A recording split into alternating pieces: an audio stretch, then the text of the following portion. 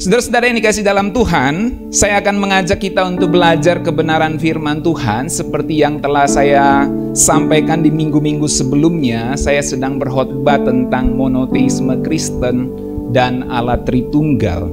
Ini adalah khotbah berseri. Biasanya saya itu khotbah dari hal-hal yang teologis lalu ke praktis. Sekarang saya mau dari hal yang praktis, lalu saya akan memberikan hal yang teologis, biblikal sedikit untuk kita semua. Oleh sebab itu hari ini saya akan berikan judul khotbah saya, Allah yang Esa dan Pernikahan Kristen. Saya kira pelajaran ini penting bagi kita semua, bagi kita yang sudah menikah, yang akan menikah on the way to altar, atau yang masih ngejomblo tetapi perlu pembekalan. Nah, ini saat yang baik untuk kita semua belajar Allah yang Esa dan pernikahan Kristen. Pertanyaannya gini, kenapa sih Allah yang Esa itu penting? Kenapa kita menyembah Allah yang Esa itu penting? Saudara-saudaraku yang dikasih dalam Tuhan, ada dua institusi atau lembaga yang dibangun oleh Allah sendiri, oleh Tuhan. Yang pertama itu adalah pernikahan, dan yang kedua itu adalah gereja atau jemaat. Ini penting untuk kita pahami bahwa untuk menata prioritas hidup kita, kita harus memahami apa yang sebenarnya Tuhan build dari awal. Yang Tuhan sudah bangun dari awal secara langsung. Tuhan membangun pernikahan di Taman Eden, Adam dan Hawa. Kemudian ketika Kristus menebus kita, Dia membangun gerejanya, jemaatnya. Ini penting untuk kita pahami, saudara, karena prioritas hidup kita harus kita tempatkan pada apa yang Tuhan bangun, apa yang Tuhan build untuk kita semua, apa yang seharusnya kita urus dalam hidup ini, apa yang seharusnya kita berikan nilai atau value yang tinggi dalam hidup kita. Apakah kita sudah memberi nilai yang tinggi untuk pernikahan? Apakah kita sudah memberi nilai yang tinggi kepada gereja? Di mana seharusnya kita banyak investasikan hidup kita, baik uang kita, baik tenaga kita, baik dana kita, baik pemikiran kita, baik doa kita. Di mana kita banyak menghabiskan atau menginvestasikan hidup kita. Itu penting supaya apa yang kita lakukan itu tidak menjadi sesuatu yang sia-sia, karena yang kita lakukan itu adalah sesuatu yang kita lakukan di dalam sesuatu yang sudah dibangun oleh Allah. Dalam hal ini pernikahan dan gereja. Menarik saudara, sebab dalam Alkitab kita diajarkan dua institusi ini punya tugas yang sangat penting dalam kehidupan di muka bumi ini. Yang pertama, pernikahan itu mempunyai tugas supaya pasangan yang menikah itu beranak cucu dan mengelola bumi. Kejadian 1 ayat 27-28 kita bisa baca hal itu. Maka Allah menciptakan manusia itu menurut gambarnya. Menurut gambar Allah diciptakan dia, laki-laki dan perempuan diciptakannya mereka. Allah memberkati mereka, yaitu Adam dan Hawa, laki-laki dan perempuan itu. Lalu Allah berfirman kepada mereka, beranak cuculah dan bertambah banyaklah, penuhilah bumi dan taklukkanlah itu, berkuasalah atas ikan-ikan di laut dan burung-burung di udara dan atas segala binatang yang merayap di bumi. Jadi pernikahan itu punya tugas supaya pasangan itu beranak cucu dan mengelola bumi. Ini tugas institusi yang pertama yang dibangun sendiri oleh Tuhan. Dan yang kedua, tugas gereja atau jemaat adalah menjadikan semua bangsa murid Tuhan. Kita tahu amanat agung di dalam Matius 28 ayat 18-20. Kepadaku telah diberikan segala kuasa di sorga dan di bumi. Karena itu pergilah, jadikanlah semua bangsa muridku. Murid Tuhan, bukan murid Pak Gembala, bukan murid Pak Pendeta Mesak, bukan. Tapi murid Tuhan. Baptislah mereka dalam nama Bapa, Anak dan Roh Kudus. Bukan hanya sampai dibaptis, tapi ajarlah mereka melakukan segala sesuatu yang telah kuperintahkan kepadamu.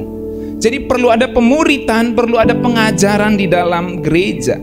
Dan ketahuilah aku menyertai kamu senantiasa sampai kepada akhir zaman. Saudara-saudara yang dikasihi dalam Tuhan, begitu pentingnya dua institusi ini dalam hidup kita.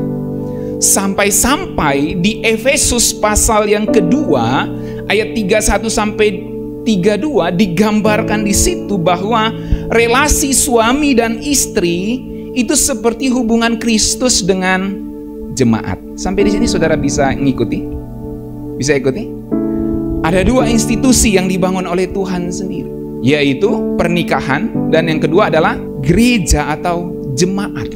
Begitu pentingnya dua institusi ini sampai dua institusi ini digambarkan sejajar atau ekuivalen, di mana relasi suami dan istri itu seperti relasi atau hubungan Kristus dengan jemaatnya.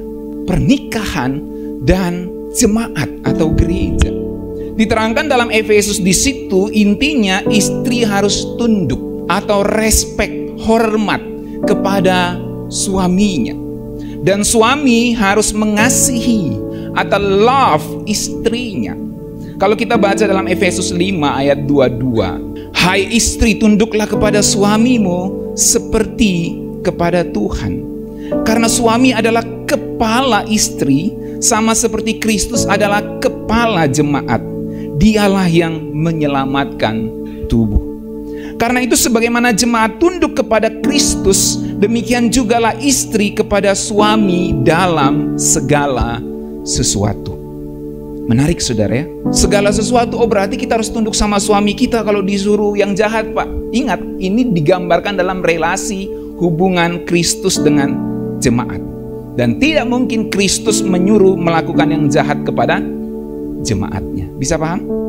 Jadi segala sesuatu di situ di dalam konteks hubungan Kristus dengan jemaatnya. Maka demikian istri harus tunduk kepada suaminya di dalam segala sesuatu. Sama seperti jemaat harus tunduk kepada Kristus di dalam segala sesuatu. Kemudian dipesankan juga kepada suami, dan menarik saudara ya, dalam Efesus itu yang paling banyak panjang ayatnya itu suami daripada istri. Rupanya Tuhan ini lebih niat nasihatin suami daripada nasihatin istri. Itu bercanda saudara ya. Ayat 25. Hai suami, kasihilah istrimu sebagaimana Kristus telah mengasihi jemaat dan telah menyerahkan dirinya baginya. Ada penebusan di situ. Untuk menguduskannya sesudah ia menyucikannya dengan memandikannya dengan air dan firman. Nanti di akhir khotbah saya akan terangkan ini dalam terjemahan yang lainnya. Supaya dengan demikian ia menempatkan jemaat di hadapan dirinya dengan cemerlang. Artinya gini loh, suami itu harus mengasihi istri. Dan bentuk Kristus mengasihi jemaatnya adalah dia menyerahkan dirinya. Dia all out. Dia memberikan semua hal yang maksimal untuk istrinya. Dijabarkan di situ dengan kata menyerahkan dirinya, menguduskan jemaatnya, dalam hal ini suami menguduskan istrinya dan memandikannya dengan air dan firman. Ini merupakan sebuah bentuk all out. Semua diberikan secara maksimal untuk istrinya. Lalu ayat 27, supaya dengan demikian ia menempatkan jemaat di hadapan dirinya dengan cemerlang. Ini menjadi rahasia bagi para suami. Kalau kamu mau istrimu tampil baik di hadapanmu, rawat dia. Supaya jangan kamu lihat rumput tetangga lebih segar daripada rumput di rumahmu. Kenapa rumput tetangga lebih segar? Karena rumput tetangga dirawat. Sementara rumputmu sendiri kamu biarkan. Dan Kristus memberi teladan. Bagaimana saya sebagai suami, seolah Kristus mau ngomong begitu, mengurus jemaat saya. Saya mengorbankan diri saya, menguduskannya, memandikannya dengan air dan firman. Supaya istri saya, jemaatku ini tampil cemerlang di hadapanku. Banyak suami sudah tidak melihat istri begitu cantik lagi di hadapannya. Dia lihat wanita-wanita di luar sana yang bermake up luar biasa, dan dia merasa itu lebih cemerlang daripada istrinya. Kenapa di sana lebih cemerlang? Di sana tidak ngurusin anak. Di sana tidak ngurusin dapur. Yang ini ngurusin dapur, ngurusin anak. Kalau dia wanita karir juga, dia kerja juga. Dia membantu suaminya dan Sampai-sampai dia lupa urus dirinya sendiri, dan suami mau tagih untuk istrinya tampil begitu cemerlang, tapi dia sendiri tidak merawat istrinya. Jadi bapak-bapak, kalau kita mau lihat istri kita tampil cemerlang, harus dirawat. Biarkan dia belanja sesekali mungkin, maybe, yang sesuai dengan keinginan hatinya, maybe begitu saudara ya. Kita harus menempatkan istri kita seperti Kristus menempatkan jemaat di hadapan dirinya, dengan cemerlang, tanpa cacat atau kerut. Jadi kalau istrimu sudah mulai berkerut, mesti diperhatikan. Mungkin perlu diperhatikan perawatannya. Jadi Kristus memperhatikan kita supaya kita tanpa cacat atau tanpa kerut, kudus dan tidak bercela. Lalu ayat 28. Demikian juga suami. Jadi suami itu banyak paragraf. Lalu istri beberapa paragraf aja dinasihatin. Demikian juga suami harus mengasihi istrinya, sama seperti tubuhnya sendiri. Siapa yang mengasihi istrinya, mengasihi dirinya sendiri. Sebab tidak pernah orang membenci tubuhnya sendiri, tetapi mengasuhnya dan merawatinya, sama seperti Kristus terhadap jemaatnya, karena kita adalah anggota tubuhnya. Nah, kenapa ada analogi bahwa suami mengasihi istri itu dia mengasihi tubuhnya sendiri? Ini kan tubuh yang lain nih, istrinya.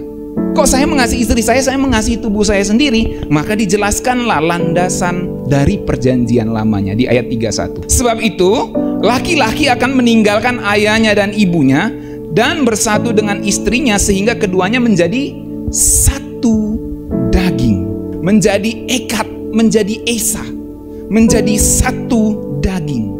Dan menariknya di ayat 32 dikatakan gini, rahasia ini, misteri ini, rahasia ini besar, tetapi yang aku maksud ialah hubungan Kristus dan jemaat.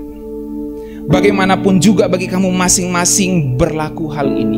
Kasihilah istrimu seperti dirimu sendiri, dan istri hendaklah menghormati suaminya. Saudara-saudaraku yang dikasih dalam Tuhan, Efesus 5 ayat 31 ini mengutip Kejadian 2 ayat 24, di mana kata satu daging di situ dalam bahasa Ibraninya adalah ekat. Ekat itu artinya esa, satu. Maka kata esa itu sebenarnya tidak berarti satu mutlak, tetapi ada beberapa yang menjadi satu. Saudara-saudaraku, dari ayat-ayat ini kita menemukan satu kebenaran penting. Selain relasi yang bersifat totalitas, di mana suami mengasihi istri, istri menghormati suami, bahkan dalam pernikahan mereka berjanji untuk setia sampai kematian memisahkan. Itu namanya relasi yang bersifat totalitas, saudara. Suami-suami, kamu harus ingat, kita harus ingat bahwa istri kita itu meninggalkan orang tuanya untuk ikut kita. Maka kita harus mengasihinya dengan totalitas. Demikian juga istri-istri harus memahami suamimu itu bertanggung jawab atas hidupmu sepenuhnya. Maka kasihi dia, hormati dia dengan totalitas. Jadi selain relasi yang bersifat totalitas, relasi suami dan istri itu juga bersifat eksklusif, bahkan sangat eksklusif. Dalam hal ini kita mengerti terkait dengan Allah yang esa, bahwa relasi Kristus dengan jemaat itu juga bersifat eksklusif. Nggak boleh ada orang ketiga, pria idaman lain atau wanita idaman lain yang menjadi objek relasi dari relasi yang eksklusif ini, saudara. Kalau seorang suami atau seorang istri mencintai pria atau wanita lain, itu namanya ada orang ketiga. Maka relasi yang eksklusif ini dihianati, saudara. Itu sebabnya pernikahan itu untuk orang yang dewasa, yang berani berkomitmen dengan pasangannya sampai maut memisahkan mereka. Tidak boleh ada orang ketiga di dalam relasi yang begitu eksklusif ini, saudara. Itu sebabnya Ibrani 13 ayat 4 firman Tuhan katakan gini, kita baca semua yuk, yang menikah maupun yang belum menikah ya, kita baca 1, 2, 3. Hendaklah kamu semua penuh hormat terhadap perkawinan, dan janganlah kamu mencemarkan tempat tidur, sebab orang-orang sundal dan pezina akan dihakimi Allah. Janganlah kamu mencemarkan tempat tidur. Orang pacaran saja belum punya ikatan pernikahan, itu pingin pacarnya itu eksklusif untuk dirinya. Benar nggak yang pacaran? Abed Iva nih, yang on the way to altar nih. Mau nggak tiba-tiba Abed sama orang lain? Demikian juga Abed, mau nggak Iva tiba-tiba sama laki-laki lain? Nggak mau, padahal belum married nih. Pacaran aja sudah pengen atau sudah punya rasa posesif yang positif sebenarnya, bahwa kamu nggak boleh punya orang lain. Cintamu itu harus eksklusif untuk diriku. Maka Alkitab sudah beri nasihat, hendaklah kamu semua penuh hormat terhadap perkawinan, terhadap sebuah lembaga institusi yang dibangun oleh Tuhan sendiri. Maka nggak boleh ada orang ketiga. Artinya jangan kamu cemarkan tempat tidur dengan pria atau wanita lain yang bukan suami atau istrimu. Dalam terjemahan bahasa Indonesia sehari-hari menarik, firman Tuhan katakan gini. Kita baca yuk, 1, 2, 3. Semua orang harus menunjukkan sikap hormat terhadap perkawinan. Itu sebabnya hendaklah suami istri setia satu sama lain. Orang yang cabul dan orang yang berzina akan diadili oleh Allah. Jadi kalau masih pacaran sudah berani buka cabang di sana sini, itu bahaya nanti di pernikahan. Maka yang sering buka cabang harus bertobat. Nanti kebawa di pernikahan, buka cabang sana sini, kena firman Tuhan ini. Jangan kamu bersikap tidak hormat terhadap perkawinan, terhadap sebuah relasi yang eksklusif, karena relasi itu dibangun oleh Allah sendiri. Dan saudara tahu kalau saudara bangun sesuatu terus dihancurin orang, saudara murka enggak? Demikian Allah dalam penghakimannya akan murka kepada orang-orang yang menghancurkan perkawinan. Sebab ini relasi yang eksklusif, saudara. Nah, karena menjadi ekat, karena menjadi esa relasinya, maka relasinya ini adalah relasi yang eksklusif. Suami bersatu dengan istrinya, laki-laki meninggalkan ayah dan ibunya, supaya mereka menjadi satu, menjadi esa, menjadi ekat di dalam daging, artinya menjadi eksklusif relasinya. Gak heran hukum pertama dari 10 hukum Taurat berbunyi gini. Kita baca Keluaran 20 ayat 1. Lalu Allah mengucapkan segala firman ini, akulah Tuhan Allahmu yang membawa engkau keluar dari tanah Mesir, dari tempat perbudakan. Jangan ada padamu Allah lain di hadapan. Ini hukum pertama dalam 10 hukum Taurat, saudara. Jangan ada padamu Allah lain di hadapanku. Perhatikan saudara-saudara bahwa relasi Israel dengan penebusnya yaitu Yahweh itu adalah relasi yang eksklusif. Sehingga Yahweh sendiri menempatkan dirinya seperti seorang suami dalam hal ini kepada istrinya yaitu Israel. Ketika aku menebus kamu dari rumah perbudakan, itu seperti aku sudah nikahi kamu. Nggak boleh ada Allah lain antara Israel dan Elohim Yahweh. Ketika aku tebus kamu, ketika aku beli kamu, maka tidak boleh ada pihak lain di antara hubungan kita ini. Ini relasi yang eksklusif, saudara. Maka kita harus penuh hormat kepada relasi yang eksklusif ini. Dan relasi Yahweh dengan Israel ini digambarkan sebagai relasi Kristus dengan jemaatnya. Dan digambarkan sebagai relasi suami dan istri di dalam rumah tangga Kristen. Gak boleh ada orang ketiga, saudara. Ini relasi yang begitu eksklusif. Menarik dalam terjemahan bahasa Indonesia sehari-hari atau bahasa Indonesia masa kini, Keluaran 20 ayat 3 itu berbunyi gini. Janganlah menyembah ilah-ilah lain, sembahlah aku saja. Sudah perhatikan? Jangan ada padamu Allah lain di hadapanku. Artinya, jangan sembah ilah-ilah lain, sembah aku saja. Yahweh sendiri ingin hubungan yang eksklusif dengan Israel, bangsa pilihannya, untuk melahirkan Mesias. Sembahlah aku saja, ini merupakan hubungan yang eksklusif, saudara. Sama seperti seorang suami, kamu hanya boleh melayani aku saja. Tidak boleh melayani pria lain. Demikian seorang istri, wajar saja, normal saja. Dan bahkan Alkitab lihat ketika dia mengatakan, kamu harus mengasihi aku saja. Kamu harus menumpahkan semua kasihmu kepadaku. Tidak boleh kepada yang lain. Sebab ini relasi yang eksklusif.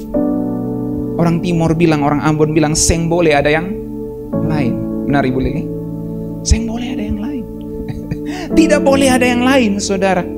Kalau kita sudah mengatakan, orang Dayak bilang ake uba iko, harus cuma sama iko itu. Nggak boleh sama iko-iko yang lain. Amin, orang Dayak. Kalau orang Toraja gimana? Bahasa Torajanya Resti, mana Toraja Resti? Sembahlah aku saja, saudara. Saya yang boleh ada yang lain.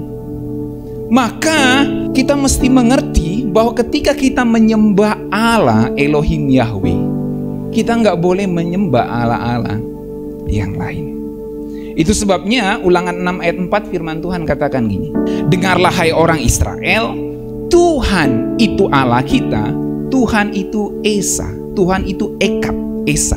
Ingat Esa tadi tidak satu mutlak tapi dua bisa jadi satu. Seperti suami, istri jadi satu, jadi Ekat. Maka dalam pengakuan iman orang Israel dikatakan Tuhan itu Allah kita, Tuhan itu Esa. Artinya Yahweh itu Elohimnya Israel dan Yahweh itu Ekat. Karena Yahweh itu Ekat, maka bangsa Israel nggak boleh menyembah Allah yang bukan Elohim Yahweh. Ini penting, saudara. Untuk shortcut cepat, tapi nanti ada di slide berikutnya. Shortcut cepat. Kalau kita ngomong Yesus itu bukan Elohim Yahweh, hanya Bapa di sorga Elohim Yahweh, maka kita menjadikan Yesus orang ketiga di dalam hubungan eksklusif kita dengan Elohim Yahweh. Bisa paham? Ini penting, saudara. Ini pengajaran tentang Allah yang Esa yang saya hubungkan dengan pernikahan. Kalau nanti saudara mendengar pengajaran dari seorang pendeta misalnya, hanya Bapa di sorga Elohim Yahweh, Yesus Kristus itu Allah tapi bukan Elohim Yahweh, maka kita menempatkan Yesus Kristus sebagai orang ketiga di dalam hubungan yang eksklusif antara kita dengan Elohim Yahweh. Itu nggak boleh ya. Karena Tuhan itu Esa, maka Tuhan Yesus, Roh Kudus dan Bapa itu Ekat, itu Esa. Ulangan 6 ayat 12 firman Tuhan katakan gini, maka berhati-hatilah supaya jangan engkau melupakan Tuhan yang telah membawa kamu keluar dari tanah Mesir, dari rumah perbudakan. Ketika pengakuan iman Yahudi, monoteisme Yahudi itu digaungkan, Tuhan itu Allah kita, Tuhan itu Esa, selalu Tuhan mengingatkan bahwa akulah yang menebus engkau. Perhatikan ini ya. Jadi Tuhan itu Allah kita, Tuhan itu Esa. Itu selalu konteksnya mengingatkan kepada soal penebusan. Coba saudara baca Keluaran 20 itu, yang tadi saya sudah tampilkan ya kan.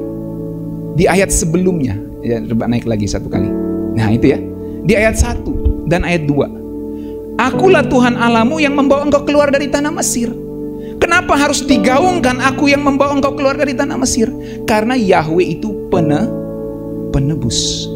Dia tebus Israel dan dia jadikan istrinya dalam tanda kutip. Maka ketika kamu jadi istriku, nggak boleh ada Allah lain yang kamu sembah selain pada aku. Sembah aku saja. Aku sudah tebus kamu dari rumah perbudakan. Maka kamu harus menyembah kepada aku saja. Kamu harus mencintai secara eksklusif hanya kepada aku saja. Nggak boleh Allah-Allah bangsa lain. Nggak boleh kepada Baal. Nggak boleh kepada Milkom, kepada Dagon. Allah-Allahnya bangsa-bangsa lain itu. Hanya kepada Elohim Yahweh, Sang Penebusmu. Nah, kemudian diingatkan lagi dalam pengakuan iman Yahudi itu di Ulangan 6 ayat 4. Tuhan itu Allah kita, Tuhan itu Esa, dan dijelaskan konteksnya. Dijelaskan lagi, ditegaskan lagi bahwa jangan engkau melupakan Tuhan. Tuhan yang mana ini?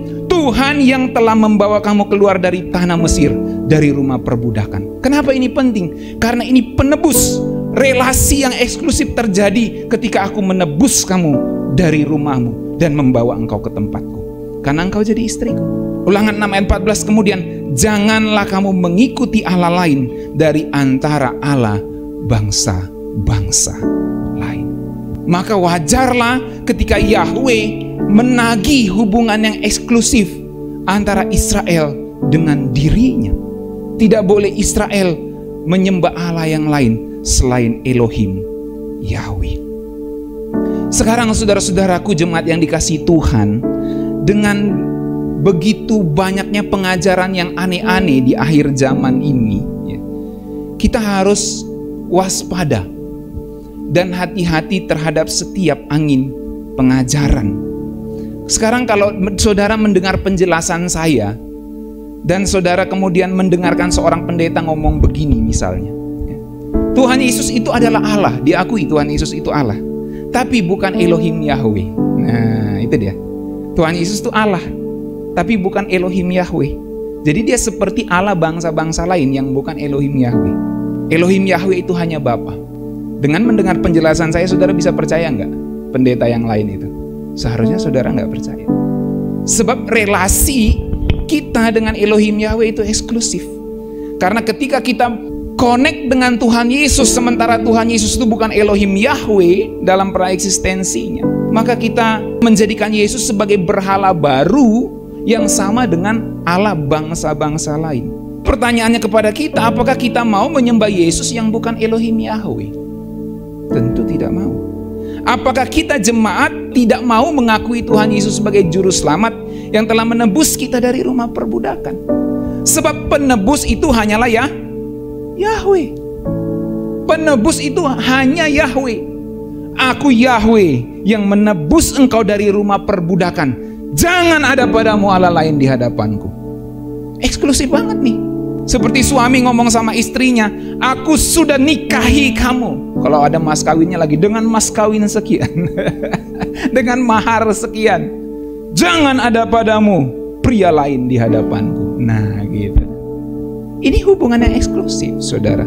Jadi kalau nanti saudara dengar pengajaran yang mengatakan Yesus itu Allah tapi bukan Elohim Yahweh, itu bahaya secara teologis, saudara. Bahkan tidak sesuai dengan ajaran Alkitab. Karena harus Yahweh yang adalah juru selamat kita. Karena Yesus itu adalah Yahweh yang adalah juru selamat kita, maka dia berhak menagih hubungan yang eksklusif dengan kita. Kalau Yesus bukan Elohim Yahweh, dia tidak punya hak, dia tidak punya otoritas untuk menagih hubungan yang eksklusif dengan kita.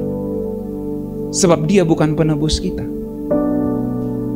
Kalau Yesus yang adalah juru selamat dan penebus kita dari perbudakan dosa, maka dia berhak untuk menagih hubungan yang eksklusif dengan kita. Dan dia memang adalah juru selamat dan penebus kita. Amin. Karena dia Yahweh itu sendiri. Jadi terkait relasi suami istri yang merupakan gambaran hubungan Kristus dan jemaat, berarti kalau kita nggak percaya Tuhan Yesus adalah Elohim Yahweh, maka Tuhan Yesus menjadi orang ketiga dalam relasi kita dengan Allah yang Esa. Kita mempercayai Allah yang Esa, tetapi didefinisikan Allah yang Esa itu cuma Bapa, bukan Tuhan Yesus. Tuhan Yesus Allah tapi bukan Allah yang Esa, dalam hal ini Elohim Yahweh. Maka Tuhan Yesus menjadi orang ketiga. Dan kalau Tuhan Yesus bukan Elohim Yahweh, dia bukan Allah yang Esa. Maka dia menjadi Allah lain atau orang ketiga dalam hubungan eksklusif kita sebagai Israel rohani dengan Elohim Yahweh. Nggak boleh, saudara ya. Dalam skema Yesus sebagai God-man, saudara, ini menariknya. Dalam skema Tuhan kita Yesus Kristus sebagai Allah manusia, dalam lagu Natal kan kita percaya, terang yang ilahi, Allah yang sejati telah turun menjadi manusia. Allah sendiri dalam rupa insan. Karena dia Allah sendiri dalam rupa insan, maka kita bisa meneruskan refnya. Sembah dan puji dia. Karena apa? Ini hubungan eksklusif. Kalau dia bukan Allah yang jadi manusia, kita nggak boleh nyanyikan refnya. Karena kalau kita menyembah dia, kita menyembah berhala. Bisa paham, saudara? Maka dalam skema Yesus sebagai God-man, Filipi 2 ayat 11 mengatakan gini. Yesus Kristus adalah Tuhan bagi kemuliaan Allah Bapa.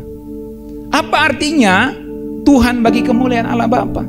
Artinya saat kita memuliakan Tuhan Yesus, kita memuliakan Bapa. Inilah penyembahan kepada Allah yang Esa. Inilah monoteisme Kristen, saudara-saudaraku. Jadi kalau dalam kekristenan kita diajar, kita percaya kepada Allah Bapa yang Maha Kuasa, Khalik langit dan bumi, dan kepada Yesus Kristus anaknya yang tunggal Tuhan kita, yang dikandung daripada Roh Kudus, dan selanjutnya aku percaya kepada Roh Kudus, gereja yang kudus dan am. Kita dibaptiskan dalam nama Bapa, Anak, dan Roh Kudus. Kekristenan mengajarkan Allah Tritunggal, Bapa, Anak, dan Roh Kudus. Dan ketiga ini Esa. Tiga pribadi Allah yang Esa ini membangun hubungan eksklusif dengan kita, manusia. Dan hubungan kita dengan Allah yang Esa ini adalah hubungan yang eksklusif juga. Tidak boleh ada Allah lain selain Bapa, Anak, dan Roh Kudus di dalam hubungan kita dengan Allah yang Esa. Sehingga kalau kita mengatakan Yesus itu bukan Elohim Yahweh, maka dia menjadi orang ketiga yang bukan Allah yang Esa itu. Maka kita menyembah berhala. Itu sebabnya Alkitab tidak ajarin gitu. Yang Alkitab ajarin, Yesus Kristus menjadi Tuhan bagi kemuliaan Allah Bapa dalam skema Godman-nya. Karena saat kita memuliakan Tuhan Yesus, kita memuliakan Bapa. Saat kita kasih sesajen, kalau dalam bentuk agama kebatinan misalnya, saat kita kasih sesajen sama Tuhan Yesus, maka kita nggak perlu kasih sesajen lagi sama Bapa dan Roh Kudus. Sebab ketika kita kasih sesajen sama Tuhan Yesus, kita sudah kasih sesajen sama Bapa dan Roh Kudus. Nggak perlu, karena dia tiga pribadi, sesajen Tuhan Yesus, sesajennya Bapa, sesajennya Roh Kudus. Enggak, saudara. Enggak gitu. Kalau dia begitu berarti dia bukan Allah yang Esa. Tapi karena dia Allah yang Esa, maka ketika saya kasih sesajen sama Tuhan Yesus, saya sudah kasih sesajen sama ketiganya. Sebab ini Allah yang Esa. Itu yang disebut monoteisme Kristen. Jadi kalau orang Kristen ditanyai, Allahmu berapa? Satu, Allah yang Esa, Allah Tritunggal. Tapi itu kan tiga, Bapa, Anak, dan Roh Kudus. Mereka Esa. Apa itu Esa? Seperti suami istri. Hubungan suami istri, keduanya menjadi satu daging, ekat. Keduanya ini ekat. Dua tapi jadi satu, Esa. Demikianlah Bapa, Anak, dan Roh Kudus, tiga pribadi Allah yang Esa. Berarti Allahmu tiga, ya terserah lu. Terserah lu mau ngomong gitu. Tapi saya percaya monoteisme Kristen seperti yang diajarkan Alkitab. Kalau saya menyembah Tuhan Yesus, saya menyembah kepada Bapa dan Roh Kudus. Makanya Tuhan Yesus ngomong, akulah jalan kebenaran dan hidup. Tidak seorang pun sampai kepada Bapa kalau tidak melalui aku. Makanya kita disebut Kristen, bukan Bapaten, bukan.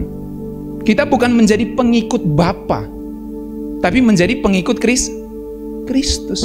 Kita anak-anak Bapa di surga dengan mengikuti Kristus. Tapi agama kita bukan Bapaten, tapi Kristen, artinya pengikut Kristus, karena dia satu-satunya jalan menuju kepada Bapa. Karena dia satu-satunya jalan menuju kepada Bapa, maka ketika kita menyembah Yesus, kita menyembah Bapa.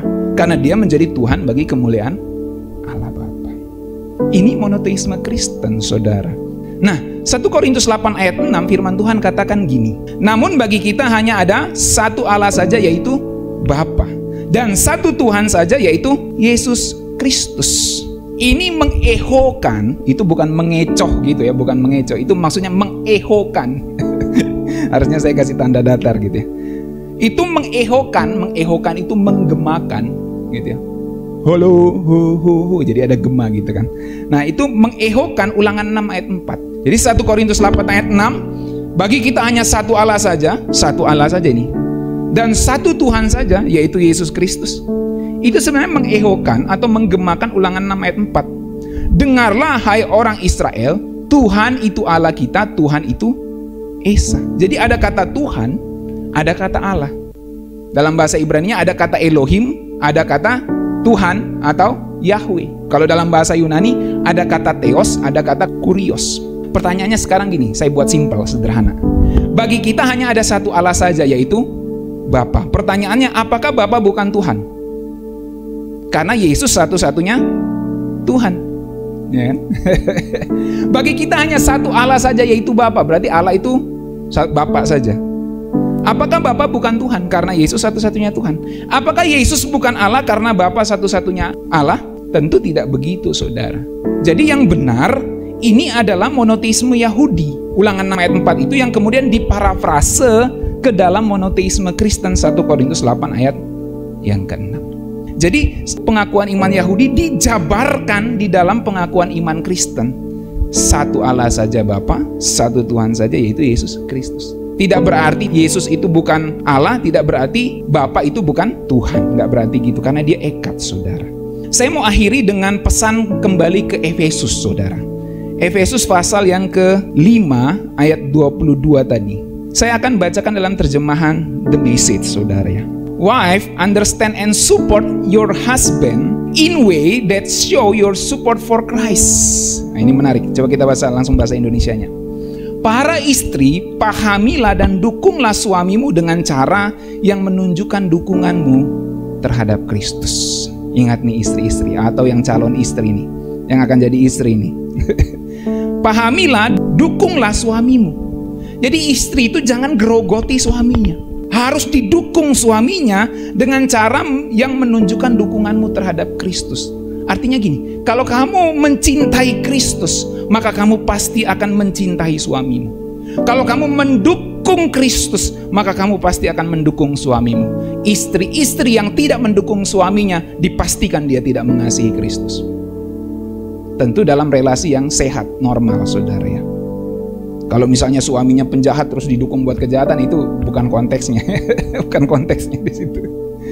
Lalu ayat 23. Dalam bahasa Inggrisnya, the husband profit leadership to his wife the way Christ does to his church. Ya, menarik ya. Suami memberikan kepemimpinan kepada istrinya seperti yang dilakukan Kristus terhadap gerejanya. Bukan mendominasi tetapi dengan menyayangi. Leadership kita itu para suami bukan ditunjukkan dengan mendominasi. Kamu harus dengar saya. Tapi leadership kita sebagai suami itu ditunjukkan dengan menyayangi. Amin. Calon pengantin, bet. Nanti kamu kasih Yufa itu kasih istrimu bukan dengan mendominasi. Aku kepala rumah tangga. Aku bosnya di sini. Bukan. Leadership kita ditunjukkan dengan menyayangi. Jadi ayat 24, sama seperti gereja tunduk kepada Kristus, ketika Kristus menjalankan kepemimpinannya, demikian pula istri harus tunduk kepada suaminya. Nah, ayat selanjutnya. Langsung bahasa Indonesianya aja biar cepat. Para suami, kasihilah istrimu semaksimal mungkin. Nah, saya mau kasih tunjuk bahasa Inggrisnya deh yang ini. Menarik ya. Husband, go all out in your love for your wife. Jadi harus all out nih. Para suami harus mengasihi istrinya itu all out. Kasihi istrimu semaksimal mungkin seperti yang dilakukan Kristus terhadap gereja, yaitu kasih yang memberi bukan menerima. Jadi gimana supaya istri kita bisa tampil cemerlang? Harus dikasihi maksimal. Kalau tidak dikasih maksimal nanti dia tidak cemerlang. Nanti rumput tetangga lebih segar dari rumput kita sendiri. Kasih Kristus menjadikan gereja utuh. Kata-katanya membangkitkan kecantikannya. Tuh, kata-kata suami itu membangkitkan kecantikan. Sama seperti firman Tuhan, firman Kristus itu mempercantik batinia kita. Amin. Firman Kristus itu mempercantik batinia kita. Maka kata-kata suami itu membangkitkan kecantikan istrinya. Bau banget sih kamu. Bau bawang, bau dapur gitu ya. Kalau sudah tahu bau bawang dapur, dirawatlah. Ya. Jangan dimarahin doang. Jangan cuma dikasih tahu doang, dirawatlah. Semua yang dia lakukan dan katakan, maksudnya Kristus, dirancang untuk memberikan yang terbaik dari dirinya. Jadi Kristus itu memberikan yang terbaik untuk kita jemaatnya. Demikianlah para suami harus memberikan yang terbaik kepada istrinya. Dandani dia dengan sutra putih yang berkilauan bersinar dengan kekudusan. Ini sebuah figuratif untuk kita mengasihi istri secara all out, saudara. Ayat 28. Begitulah seharusnya seorang suami mengasihi istrinya. Mereka benar-benar menguntungkan diri mereka sendiri karena mereka sudah menjadi satu dalam pernikahan. Ini menarik. Sudah perhatikan ya. Jadi ketika suami mengasihi istrinya dan istri menghormati suaminya, maka mereka ini, pasangan ini benar-benar menguntungkan diri mereka sendiri. Jadi kalau suami tidak mengasihi istri dan istri tidak menghormati suami, itu kerugian di dalam rumah tangga. Amin Pak Alu. Kerugian dalam rumah tangga. Amin juga ibu-ibu, istri-istri. Kalau kamu tidak menghormati suamimu, itu kerugian di dalam rumah tanggamu. Tapi ketika engkau menghormati suamimu dan suamimu mengasihi engkau, engkau mendatangkan keuntungan bagi dirimu sendiri di dalam rumah tangga. Karena kalian sudah menjadi satu di dalam pernikahan. Tidak ada orang yang menyalahgunakan tubuhnya sendiri, bukan? Jelas, gak ada, secara normal, sehat begitu. Dia memberi makan dan memanjakannya. Begitulah cara Kristus memperlakukan kita, gerejanya. Jadi saudara-saudara, kalau kita memuji Tuhan, itu seperti istri yang menghormati suaminya, memberikan penghormatan kepada Tuhan. Itu dalam ibadah kan, kita memuji Tuhan. Lalu kemudian kita masuk pada sesi firman Tuhan. Maka firman Tuhan datang memberikan peneguhan kepada kita. Dalam tanda kutip seperti Kristus memanjakan kita dengan firman-Nya. Artinya dia merawat kita dengan firman-Nya. Maka orang yang tidak suka mendengarkan firman pasti tidak terawat rohaninya. Amin. Saudara terawat nggak rohaninya? Kalau terawat harus suka dengar firman. Sebab kita adalah bagian dari tubuh Kristus. Ayat 31. Itulah sebabnya seorang laki-laki meninggalkan ayah dan ibunya dan menyayangi istrinya. Bukan lagi dua, mereka menjadi satu daging. Ini adalah sebuah misteri besar dan saya tidak berpura-pura memahami semuanya. Yang paling jelas bagi saya adalah cara Kristus memperlakukan gereja. Jadi Allah yang Esa itu memperlakukan kita, jemaatnya, maka suami harus begitu juga memperlakukan istrinya. Dan disimpulkan ayat 33 begini. Ini memberikan gambaran yang baik tentang bagaimana setiap suami harus memperlakukan istrinya. Mengasihi dirinya sendiri dalam mencintainya, dan bagaimana setiap istri menghormati suaminya. Saudara-saudaraku yang dikasihi dalam Tuhan, saya mau akhiri dengan beberapa slide ini. Alkitab memberitahu kita bahwa kita menikah bukanlah untuk memenuhi kebutuhan atau keinginan kita. Dengar ini, yang on the way to altar, atau yang masih jomblo tapi punya cita-cita menikah, dengerin ini. Atau yang sudah menikah juga pasti. Alkitab memberitahu kita bahwa kita menikah bukan untuk memenuhi kebutuhan atau keinginan kita. Tapi menikah itu adalah cara Tuhan untuk menjadikan kita lebih baik. Menikah adalah cara Tuhan menjadikan kita lebih baik. Ada tentu banyak cara Tuhan menjadikan kita lebih baik. Tapi yang dalam konteks ini saya mau sampaikan, Tuhan menjadikan kita lebih baik dengan pernikahan. Kejadian 2 ayat 18 firman Tuhan katakan gini, Tuhan Allah berfirman, tidak baik kalau manusia itu seorang diri saja. Gak baik, seorang diri. Maka pernikahan itu menjadi cara Tuhan untuk menjadikan manusia ini lebih baik. Tapi banyak pernikahan rusak, Pak, divorce, perceraian di sana sini. Itu pernikahan yang tidak dijalani di dalam tuntunan Tuhan. Karena apa? Karena suami tidak mengasihi istrinya, karena istri tidak menghormati suaminya. Terjadilah divorce, perceraian. Tapi kalau semua itu dilakukan, maka itu menjadi cara Tuhan untuk membuat dirimu menjadi lebih baik. Sebab Tuhan sudah mendesain manusia dari awal demikian. Tidak baik kalau manusia itu seorang diri saja. Yang jomblo katakan amin. Saudara-saudaraku yang dikasih dalam Tuhan, setiap kita akan menjadi lebih baik waktu kita nikah.